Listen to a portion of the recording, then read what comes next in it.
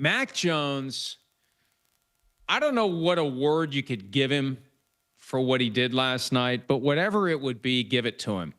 He was banged around. He was limping. He had that moment where, and it looked like his brace was like cutting into his skin or something. I didn't think he'd injured his knee. The way he was reacting, like the brace was causing acute pain for Mac Jones. Because then when he got up, he was able to run off the field.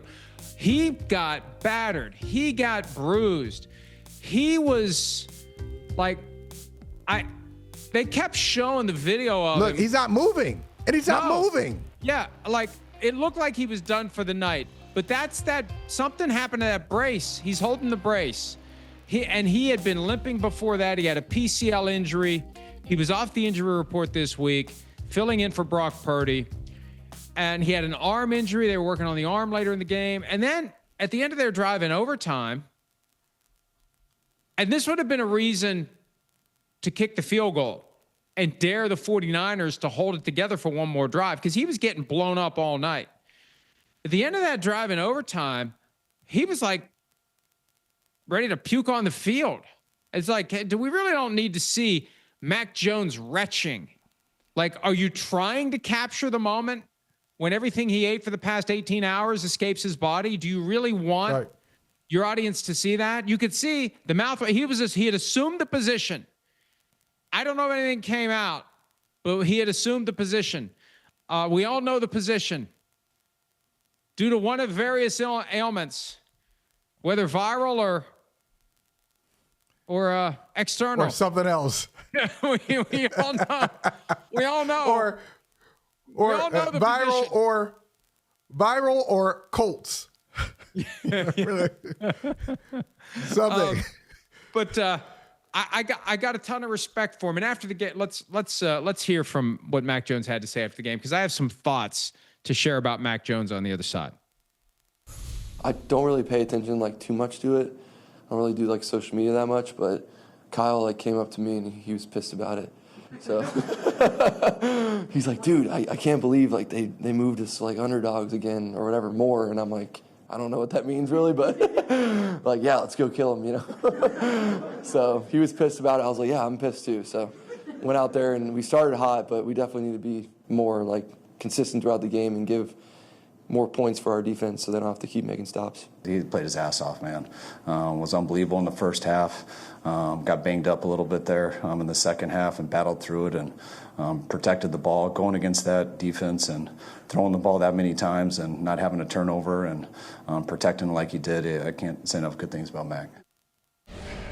I screwed up the throw, as I often do. He was talking initially about the fact that they had gone from 3-point underdogs to 8.5-point underdogs while he was wearing the suit. The suit, I think he purchased at auction from Tommy Lee Jones after playing Two-Face in one of the Batman movies. I think that's what that was. Wow. What a look, huh? That was a pull. That was a pull by my son. He noticed that right away. Tommy Lee Jones is Two-Face in one of the Batman movies with the. It's an interesting choice. Look, hey, and sockless too. Let's not forget about what the sockless look with the loafers. I mean, it's a whole thing. That's very aggressive. That's aggressive for Mac Jones. That's wild. And the bottom line is, it worked. And he's got a lot of luggage there for a football game. I know a guy will have a bag, but he's ready to go away for the weekend. I don't, it's just. Maybe the mini buy starts with a trip straight to Cancun. I don't know, but he deserves it. He was incredible last night. And, I'm usually the one that's trying to stir up the trouble. I thought it was funny that Al Michaels was openly talking about a quarterback controversy for the 49ers. But how can you not? When we consider that Mac Jones is the guy, many are saying Mac Jones is the guy that Kyle Shanahan wanted when they traded from 12 to 3 in the 2021 draft, and that someone talked him into Trey Lance in the same way that someone talked him out of waiting for Kirk Cousins in 2018 and accepting Jimmy Garoppolo via trade in 2017. They talked him into Trey Lance, but now he's got Mac Jones. And Mac Jones is 3-0. as a starter this year. And they paid Purdy. You know, I was one of the ones saying, just like I had said when the Rams were getting ready to pay Jared Goff, don't do it. Back in 2019, don't do it. Don't do it. Why are you doing it? Why are you giving this guy a market level deal? Now, he has become a much better quarterback since then, spurred in part by the fact that the Rams got rid of him because he wasn't living up to the market level deal. But I was saying the same thing about Purdy, like $50 million, $45 million. What are we doing here? What are we doing here? If Brock Purdy's a free agent, what's somebody going to pay him? Okay, then that's what you should pay him. And now they're stuck because Purdy, they can't get out of the Purdy deal until 27 at the earliest. But Mac Jones is performing better right now. And I know part of it's injury, but Mac Jones is injured and he's still going. And there's a toughness there. There's a grittiness there. There's, you know, the whole thing in New England, you know what happened there. Yeah. It's really... And I don't know. They got something with Mac Jones, which gives them a problem with Brock Purdy. Mike, Mac Jones has been a philosophical fit with Kyle Shanahan for a long time. Before that draft, before the Mac Jones, the 2021 draft, if you go back and listen to it, because a lot of rumors were flying about what San Francisco was going to do. They had already made the trade up to 3, and nobody knew who they were looking at. They're looking at Mac Jones, looking at another quarterback. What are they going to try? Are they going to try to trade up again? And if you go back, there's an interview where Mac Jones is asked about Kyle Shanahan. He's not even drafted yet. And he goes on and eloquently breaks down Shanahan's offense. I mean, in great detail. This is a college student. Oh, he's a tweener, okay? He's after college, but before pro, and he is talking about Shanahan's offense like he's a 5-year veteran in it. So I think he understands what Shanahan wants to do, and his skill set is really built for it. We know what his limitations are, but it doesn't really matter in Shanahan's with Shanahan's vision of what he wants his offense to do. And the other thing, you mentioned your son mentioned a movie earlier. I'll mention another movie. Mac Jones is a modern day Uncle Rico. Remember Uncle Rico from Napoleon Dynamite? Yeah. Uncle Rico. Yeah. Always talking about the glory days. Hey, I could have been this. I could have been that. Mac Jones deserves to say that because he really had his career derailed. I don't say that lightly. I think that's exactly what happened. His career was derailed by Bill Belichick's decision to put a defensive coordinator as his offensive coordinator in year 2. We always talk about the year 2 jump for quarterbacks. So Mac Jones goes from Josh McDaniels in year 1, and he is in the rookie of the year conversation. He was one of those Pro Bowlers after 2 guys, 3 guys fall out. So he's a Pro Bowler. It was an asterisk with that. And he goes from that to Matt Patricia in year 2. And his career really wasn't the same because he's out of New England. He goes to Jacksonville, dysfunctional situation there. And he finally winds up in a good organization in San Francisco. Well, and I remember vividly when Bill Belichick had the bright idea to make Matt Patricia the offensive coordinator. I said, if this was any other coach, the overwhelming reaction would be, has he lost his mind? Right? And one of the things, and I was hearing bits and pieces of it, and we were doing some reporting on the stuff we could confirm. But one of the things about Mac Jones wasn't taking Bill Belichick's shit. And that's what contributed to the rift. And whether it's complaining to ownership about what Belichick was doing, popping off, leaking to the media, which is the worst thing you can do in a Belichick regime, doing anything he can to try to win this battle, and Belichick, retaliating against him, and it becoming personal and it becoming petty to the point where they had to move on from Mac Jones. I give Mac Jones credit. This guy's screwing up my career. And good for him to push back against a tyrant, because at times Bill Belichick, and a lot of football coaches can be this way, he was a tyrant and still is.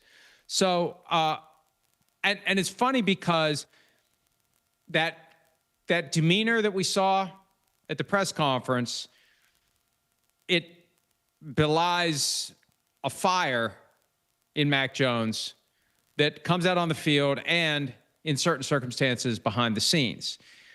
And they compared him to Eddie Haskell last night on the broadcast, which most people have no idea who Eddie Haskell is. That's right. And they mentioned that too. Well. I used to watch Leave It to Beaver in the mornings before, like I would watch as much of that half hour as I could before I had to get out the door and rumble my way up to school. Back in the days when we walked to school, we didn't have very far to go. But Eddie, that's not a compliment to be compared to Eddie Haskell. Eddie Haskell was a two-face, which would explain the wardrobe. He was conniving, ass-kissing. As soon as Mrs. Cleaver walks out of the room, he's got some scheme that the Beaver and Wally are going to be the victims of. So I say all that because, you know, Mac Jones will say all the right things now. He just wants to get some wins for Brock. You know what Mac Jones wants. That's right. Mac Jones wants to throw Brock Purdy overboard. Wants the job. And I think he has found the place. We'll never know, I guess, the real answer, what Kyle Shanahan wanted to do. But he has found a like-minded coach to play for. Mac Jones has. And if you put him in the right situation, he's perfect. You can't ask him to be one of these quarterbacks who will beat you with his legs and can throw the ball, can make all the throws. He can't make all the throws. And he's not he's not slow, but he's not all that fast either.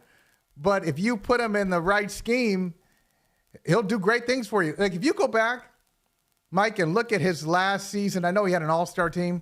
He had one of the great seasons in college football, in the history of college football. And that last team he was on, of course, he had Devontae Smith and Jalen Waddle and Najee Harris behind him and just an incredible offense. But in the right situation, and San Francisco is the right situation, he could be more than competent for you as a starting quarterback. He has had an amazing ride, too. I think back to Alabama, and we were talking about this last night. We were watching the game. And football is a very visual sport, and how guys look in their uniform is so important. I mean, he looked like an overfilled sack of potatoes at Alabama. And then he shows up in New England, and he looks like Superman in this sleek, form-fitting uniform. And now, I don't know what – it's kind of like dad who came – home after a long day of work at the office. That's kind of the vibe he gives off. And like he's just lost 20 pounds and he hasn't gone out and gotten new clothes to fit him right. Like it's all just very kind of disheveled, and this sleeve's ripped, and his, you know, he doesn't have the ass to fill out the back of his pants. That's an observation that Chris Sims usually makes. And the shirt's too big, and it's like somebody needs to go up to him and just like, here, come here, let me straighten you out. I mean, at one point his pants were down, and I mean, just fortunately he had pants on under. But he's just, there's something about it that works. It works because he wins. And last night, I think they can build on that. And, you know, yesterday I said, and I own it, one of the reasons I picked the Rams to win, entering the season, both teams I thought were or could be in the Super Bowl window. Through 4 weeks, even though the 49ers were 3-1, too many injuries, they're not in it, the Rams are. Now after last night, I don't know what to think. But if they ride this Mac Jones Express, this thing could keep going, because I don't want to overstate it, but last night's game is the stuff that starts to build a guy up to the status of badass, legend. Like, is there a moment that Brock Purdy's ever had like that we can think? Was there ever a time when Brock? Yes. And maybe I'm missing it. Yes. But did he ever have a night like last night? Probably, because think about it, what we said about Purdy when he started. What did he win his first? 8, 9. It was some ridiculous start. Was it ever to his like career. Last night, where he was battered Probably. and bruised and retching, and there was just something unique and special about last night for Mac Jones, and I don't remember that ever happening with Purdy, because if it had happened, I'd remember it. It was, and I think it was going. It wasn't just Mac last night. It was Mac doing exactly what you said, and then the team being banged up. So this is one of those nights for organizational depth. They're excited. Kyle Shanahan's talking about the spread. Pearsall's out, Jennings is out, no Kittle. They got all these injuries, no Purdy, and they go on the road and win a game with their backup quarterback. So that's one of those things where you say, okay, that's where our season, if they wind up getting to the Super Bowl or winning it, they'll go back to last night and say, that's where it turned. That's when we knew we had something special. Well, they didn't go on the road. They visited their second home. They went to the suburbs. They went to the San Francisco suburbs. Like many rich Northern Californians, they have a second home, and they spent some time in it last night. Hi, it's Mike Florio. Thanks for watching PFT on YouTube. Hit subscribe for the latest news and analysis from Pro Football Talk.